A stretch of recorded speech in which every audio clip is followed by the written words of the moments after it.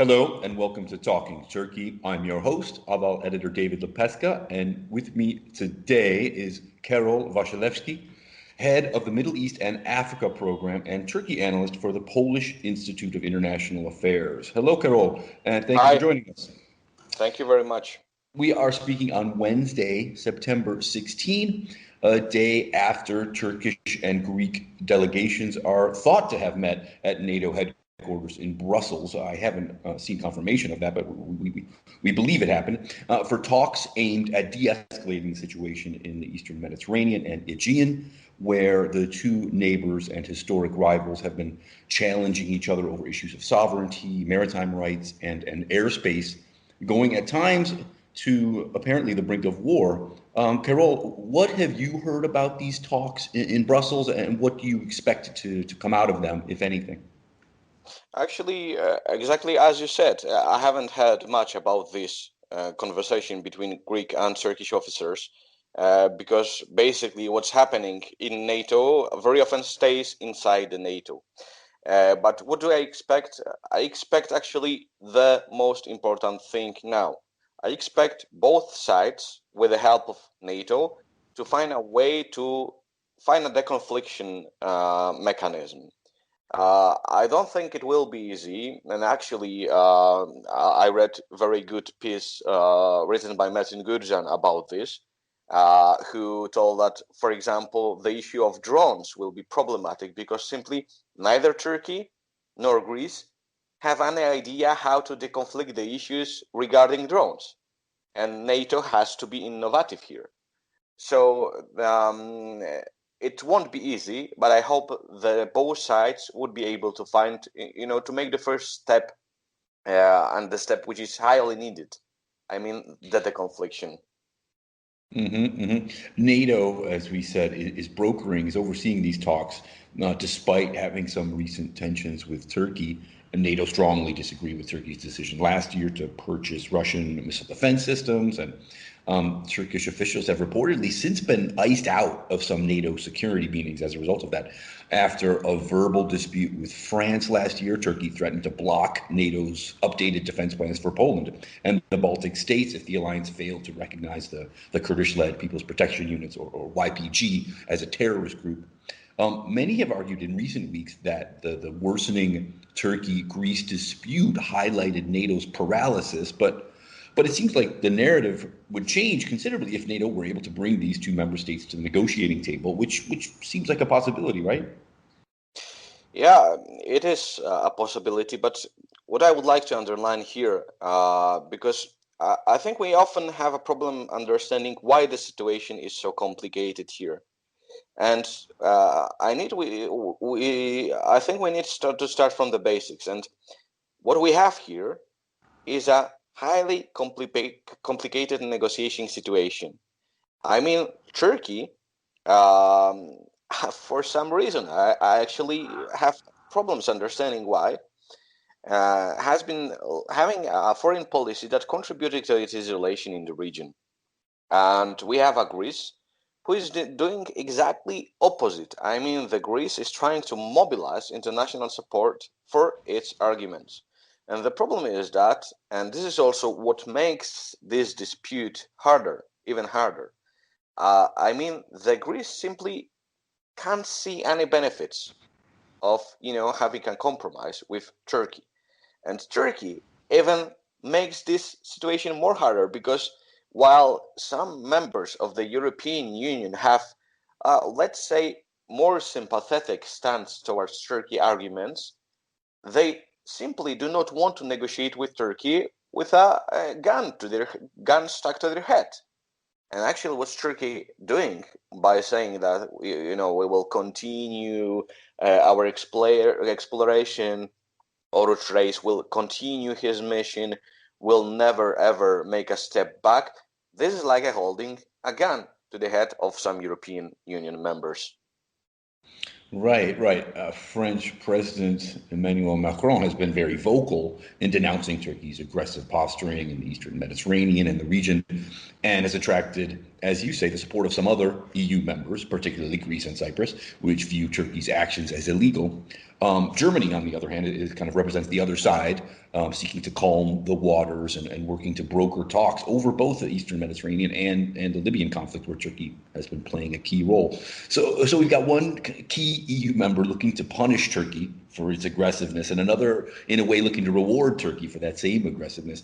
I wonder how Turkey is expected to respond to this kind of divided EU. One possibility is the good cop, bad cop effect, like fear of that French side drives Turkey to Germany's negotiating table. Another is that Turkey goes even more rogue.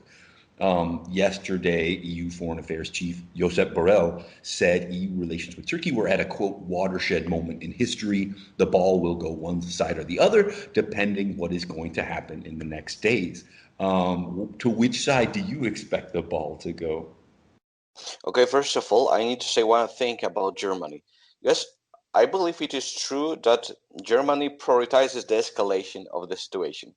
And basically, because Germany understands the weight of Turkey to the European Union interests. But I wouldn't agree that Germany is, kind of a side that would be hampering European Union's common policy towards Turkey. And why is that? When Heiko Maas went to Ankara, he said one meaningful thing, that the relations between the European Union and Turkey would be clear before the end of the year. The shape of these relations. So, in my opinion, this was a signal to Turkish decision makers. And of course, you may argue that this is a subtle signal, but let's be honest, Germany always uses these subtle signals in its diplomacy, whether it is about Turkey or Israel or any other country. But it was a subtle signal that Germany might be reconsidering its position.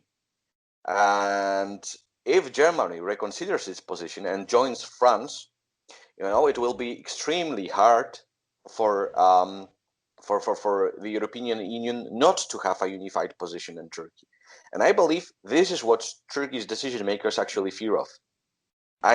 Turkey's decision makers, to be honest, I believe Mehmet Çavuşoğlu's statement that Turkey is quite easy when it comes to sanctions. They do not expect sanctions because they believe. You mean the Turkish foreign minister Mevlut Çavuşoğlu? Yes. Sorry, Mevlut Çavuşoğlu. Of course, that Turkey doesn't expect sanctions simply because it thinks that there will be at least 6 countries who will block sanctions.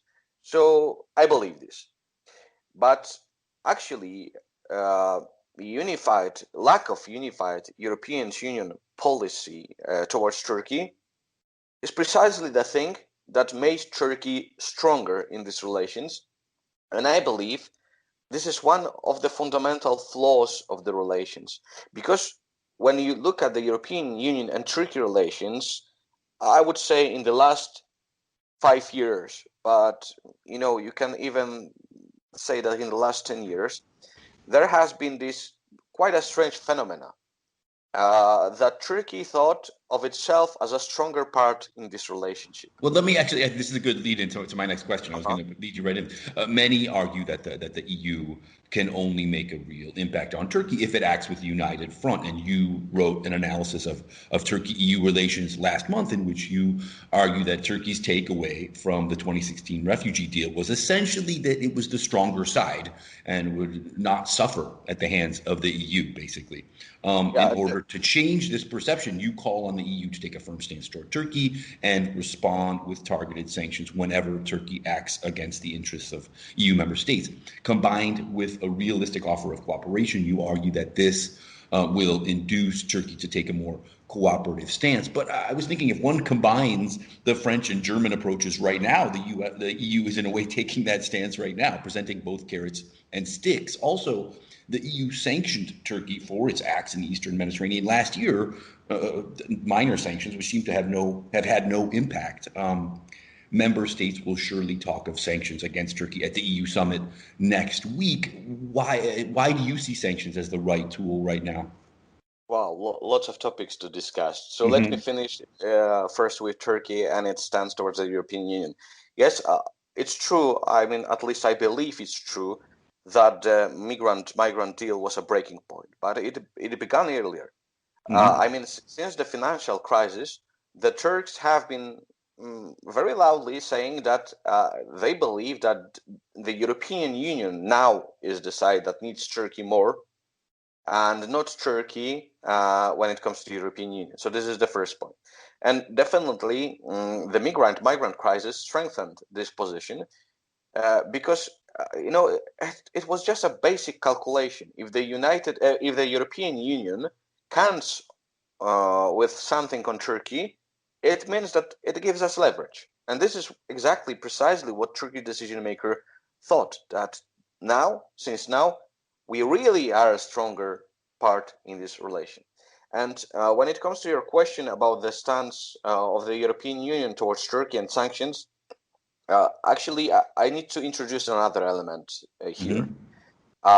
Of course, we concentrate on the Eastern Mediterranean issues, and for a reason. For a reason exactly which you said, that Turkey and Greece have never been closer to a war since, I would say, 1996. Hmm. So there is a reason why we concentrate on the Eastern Mediterranean.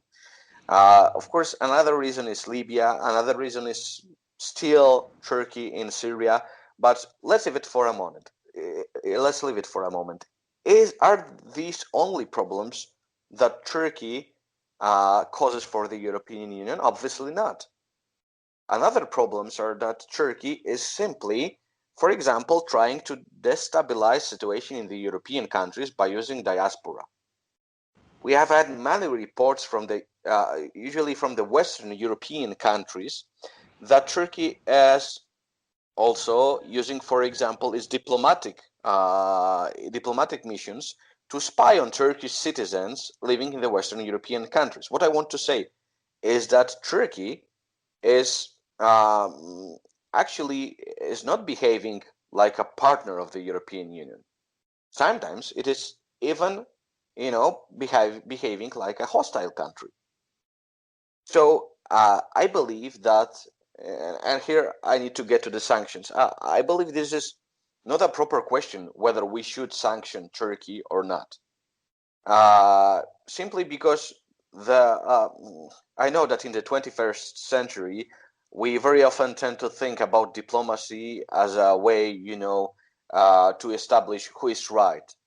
But diplomacy is simply about, solving problems.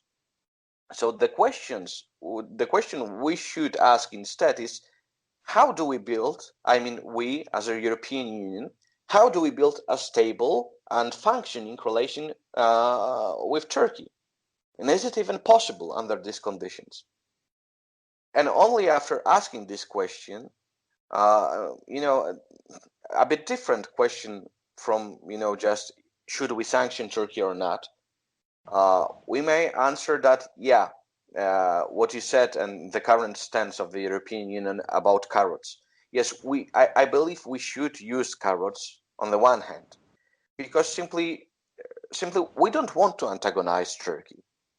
And even President Macron says that Turkey is an important partner of the European Union, that the European Union wants to reconsider its relations with Turkey. So we need to have an offer of cooperation to show Turkey that, look, guys, we are real here.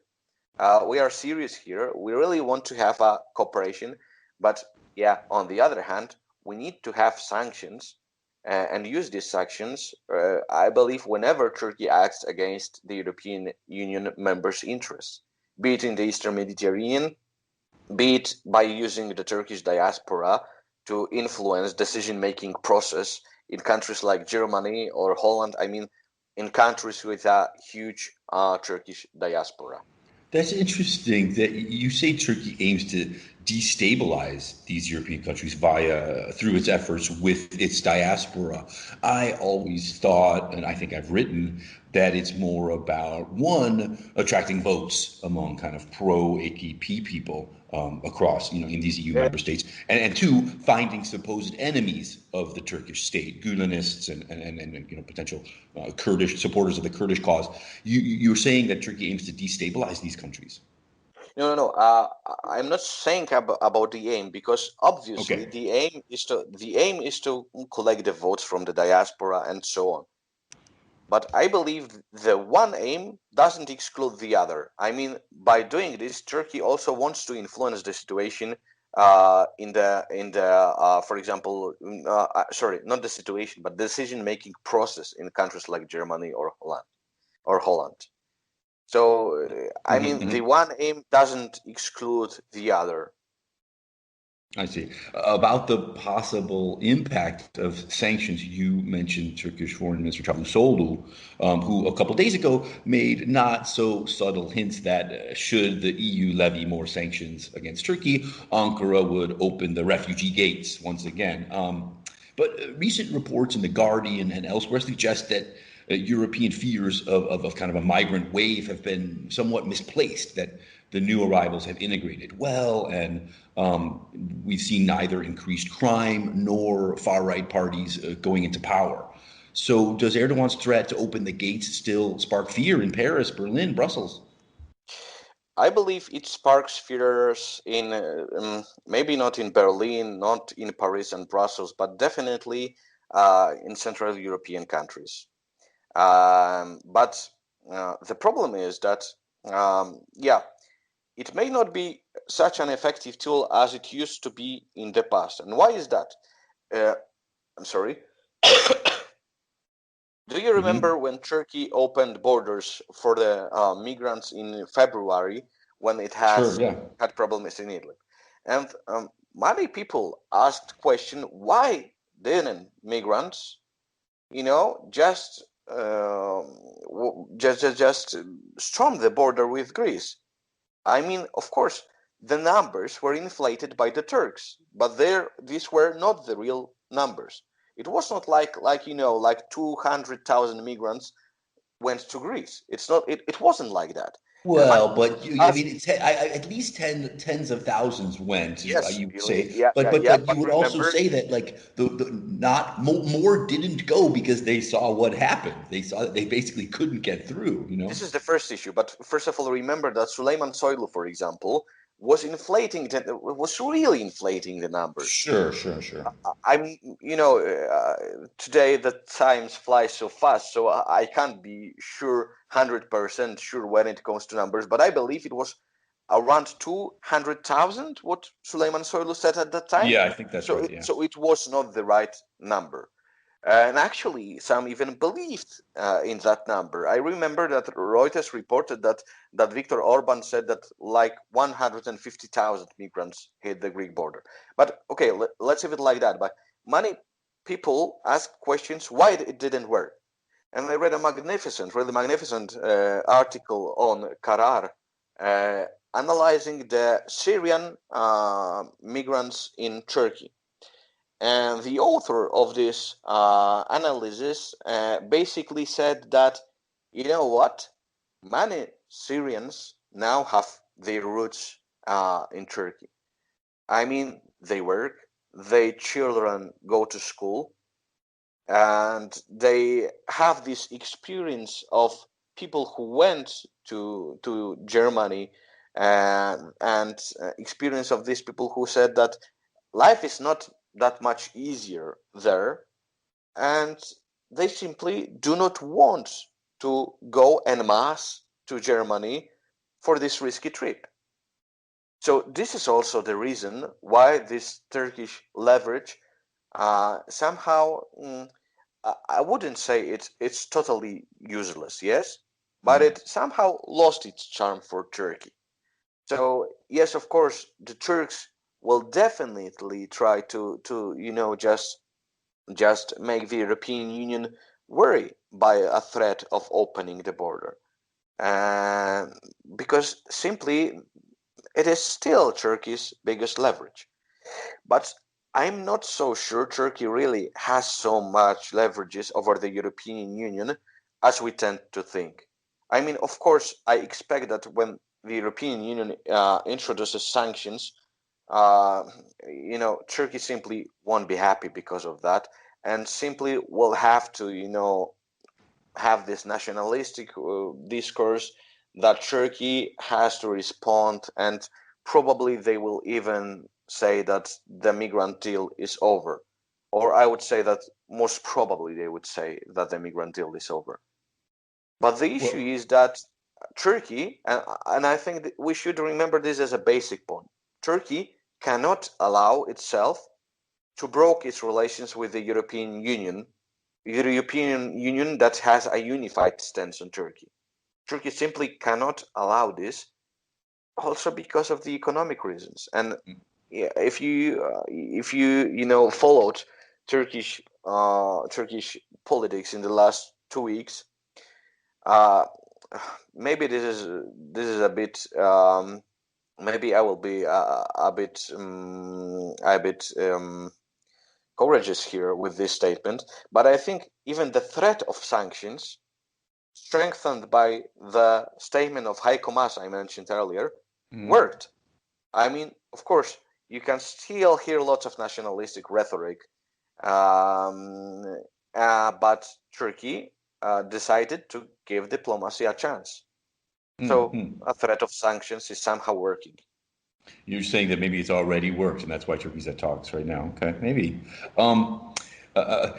Less informed observers tend to blame Turkey's aggressive, even hawkish policies on Erdogan and the AKP. But as you pointed out on Twitter the other day, the main opposition, CHP, denounced the Turkish government's decision a few days ago to return the drilling vessel Oruç to port, a decision that led to the current NATO talks. The reality is that Turks tend toward nationalism, and so too, thus, do their politicians.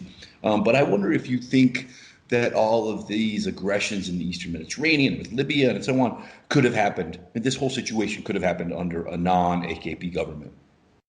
I have a problem with this statement, because while I completely agree with, I believe it was Burak Kadercan who first mentioned this term reductio ad Erdoganum. And why I completely agree that we very often make this oversimplification, that this is because of Erdogan. Sure.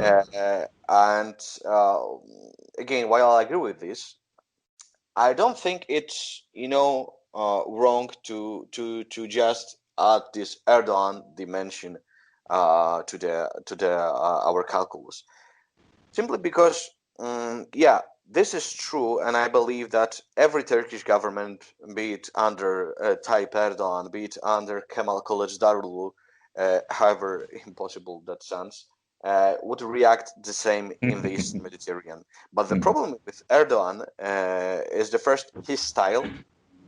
This is the first issue, that Tayyip Erdogan has this style of carrying out foreign policy. The second is that because of the changes that have been happening in Turkey since, let's say that since the last 10 years, or during the last 10 years, the Turkish foreign policy, and especially after the coup d'etat, became extremely personified. I mean, that in foreign policy analysis, we tend to say that decision making in a foreign policy is usually a process, because you have a statement from the politician, and then you have this whole bureaucracy who somehow choose this decision, and finally you have a decision. In Turkey, it's not like that anymore. I mean, decision in the Turkish foreign policy decision-making process is probably the closest to being a point than in any other country in the world. This is the second point. My third point is that Erdogan, this is a huge topic, but to make a long story short, Erdogan built this interesting coalition of on the one side conservatives, on the other side nationalists, Euro-Asianists, who of course have an impact on foreign policy. And we're somehow in a kind of a political fiction area here, but we should ask a question. For example, would Cihat Yayci be so influential? I mean, Cihat Yayci, the guy who who Former admiral, the kind yeah, of creator of the Blue Homeland Doctrine. Yeah. yeah, actually, and we may say that he based his works on Cem Guriddani's works. Right. Right. Yes. Yeah, who's also famous Eurozionist and nationalist. Would he be so influential, for example, in the GHP administration? I don't think so. So these three elements somehow there's three elements, and they joined under the roof of Erdogan's rule, and they somehow really changed the equation here. So while to sum up, while I agree on the one side that we shouldn't just say that everything is because of Erdogan, because it's simply not. We also shouldn't neglect this argument that Tayyip Erdogan is a person who has a magnificent influence on the shape of the Turkish current foreign and security policy. And just let me strengthen this statement by saying one thing. What Tayyip Erdogan likes doing, and this is also a really visible element in Turkish foreign and security policy because of its personification, of its extreme personification, is, for example, brinkmanship. It's, for example, this heavy chest bumping. Let's just ask a question. Would such a foreign policy be possible under administration who would join and encompass also the bureaucracy in the decision-making process in the foreign policy? Would any Ministry of Foreign Affairs who have a strong stance lead us to a situation in which Turkey actually is? Turkey is extremely isolated in the regional and international area. Yeah, I believe that that's not possible. Okay, well then the next question is you say these factors, spearheaded by Erdogan and his aggressiveness, have changed the equation for Turkey and its foreign policy. Well, have they changed the equation to Turkey's benefit? Has all this gained Turkey leverage? It seems like that's possible. What's your view? Well, unless Turkey solves the issues in a way that it would be beneficial for Turkey, we can't say for sure that it led Turkey's it was to Turkey's benefits. And when you look at Turkish foreign policy and the tableau as it is here and now, well, Turkey, you may argue that Turkey did the impossible thing. For example, Greece and Egypt were having consultations about signing a maritime deal for the last 15 years. And finally, they signed the deal. When you look at the East-Med Forum and the actors involved in the East-Med Forum, you may find it strange that some of these actors, like Israel or Palestinian autonomy, are in one body. So you may feel strange that Greece is strengthening its relations with the United Arab Emirates, and it is doing so simply because it's afraid of Turkey. So I would say that while to be honest, I agree. While to be honest, I understand some Turkey's actions. I understand even Turkey's position in the Eastern Mediterranean, because we have to admit this, that some claims of Greece are also maximalist, and when looking from the international law angle, they probably wouldn't be accepted. So if Turkey goes to court or international arbitration, it may probably turn out that not all of Greece's arguments would be accepted by the international court. And also because, what Turkey's decision makers often repeat, because Turkey is a country who has the longest shore in the Eastern Mediterranean.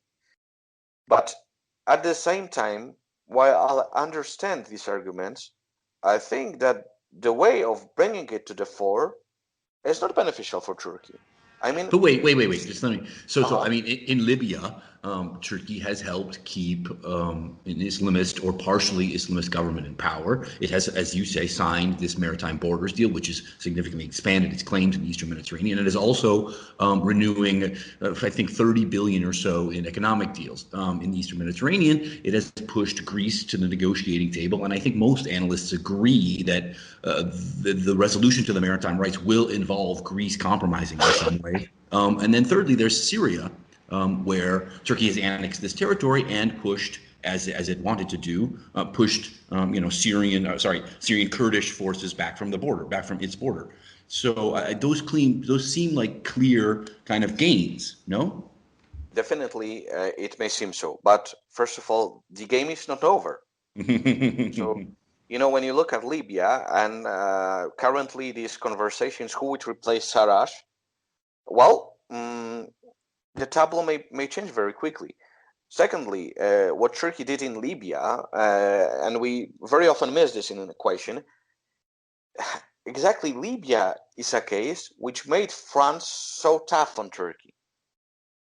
So the Libya was this element that let Emmanuel Macron think that, Turkey may be not a partner for the European Union because, and this is what France and French analysts very often said, because in Libya we have a situation that the responsibility for the security of the region that is very important for the European Union stability may be in the hands of Turkey-Russia condominium. So, this is the like a con of Turkey's actions also for Turkey, because it simply changed the France's way of seeing things, or actually I should say contribute to changing, because what also led to this change was Turkey's support for the Muslim Brotherhood, and that France simply does not look favorably upon the Muslim Brotherhood. When it comes to Syria, I think, of course, Turkey, definitely has some gains. But if you compare this to the statements from the early years of the Syrian civil war, and I would like to remind you that I believe it was Ahmed Davutoglu who said at that time that in 6 months we would be praying in the Umayyad Mosque. Mm-hmm. Is it a success, or is it just a way to have some gains, but to a definitely lesser extent? And finally, the game in Syria is still not over yet. I mean, the Turks seem quite sure that for some reason they established quite a sound relations with Russia, and actually they call it compartmentalization. Yes, that they successfully compartmentalized relations with Russia. Mm-hmm. But looking at Idlib, and I think that looking at the Russian foreign policy, I wouldn't be so sure of that. I don't see any reason why in the long term, for example, Russia would be willing to leave Idlib for Turkey. So once again, I think this may be correct that Turkey has some gains, but the game is not over. So I wouldn't be so sure whether these gains will be preserved. And this is actually the most important question: whether the gains will be preserved when we want to analyze the success or lack of success of Erdogan's foreign policy. Mm-hmm, okay. One last question before I let you go. Robert Spano, the head of the European Court of Human Rights, visited Turkey 2 weeks ago, where he delivered a rather ironic speech on the rule of law, met President Erdogan, and received an honorary degree. Many observers have since called for his resignation, arguing that he failed in his role as the lead figure of a major international court, and kind of tacitly gave his support to the increasingly authoritarian Erdogan regime. This includes former Turkish presidential candidate Selahattin Demirtas, who has been in prison since 2016, which is a situation the ECHR has repeatedly denounced, calling for Demirtas's release in November 2018 and ruling last year that Turkey had violated his rights. What's your take on the Spano visit? How troubling was it? I feel a bit uneasy when it comes to the issue because I don't know the aim of this visit.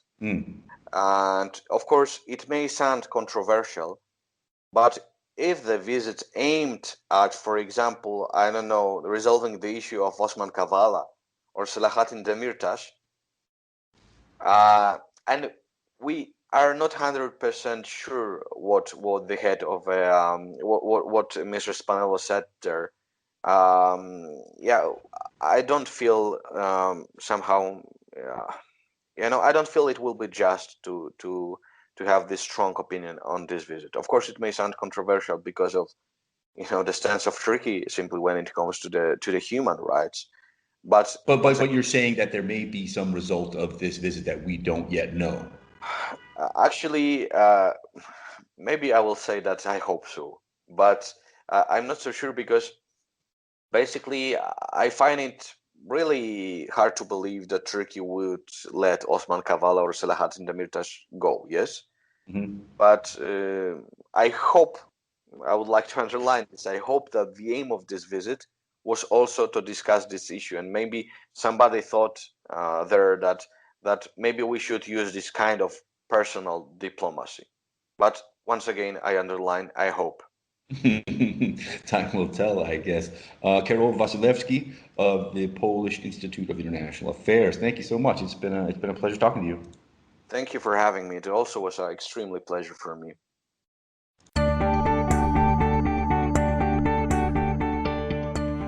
You can follow Ahval News Online podcast series through Apple Podcasts, Spotify, YouTube, Google Podcasts, SoundCloud, and Spreaker. All you need to know about Turkey is here, for your ears, mind, and attention. Thank you for listening to our podcast.